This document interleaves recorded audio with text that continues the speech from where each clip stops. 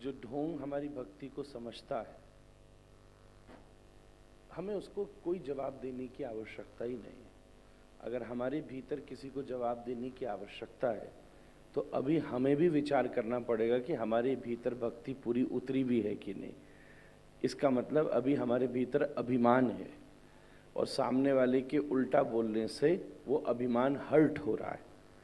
इसलिए हम खोज रहे हैं कि ओ इसने हमको नीचा दिखाया, अब हम इसको नीचा दिखा देंगे।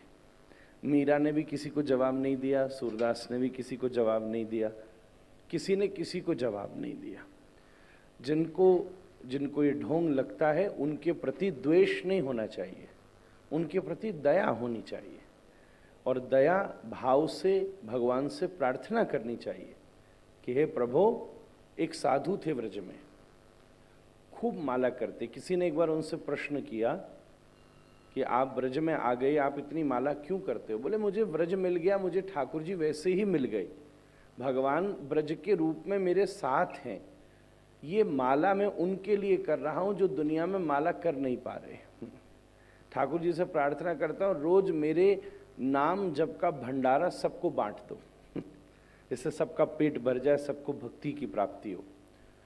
तो पहली बात तो ये है कि हम दो प्रकार के लोग हमारे पास आते। एक आते हैं जिनको जिज्ञासा है, जो जानते नहीं। दूसरे ऐसे हैं कि वो ईर्ष्या करते।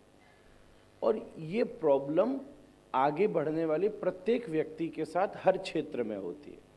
आप ऑफिस में प्रोग्रेस कर जाओ तो भी आपको यही कहा जाएगा, अच्छा बॉस की कौन सी चमचागिरी करी जो आगे बढ़ा दिया तेरे को।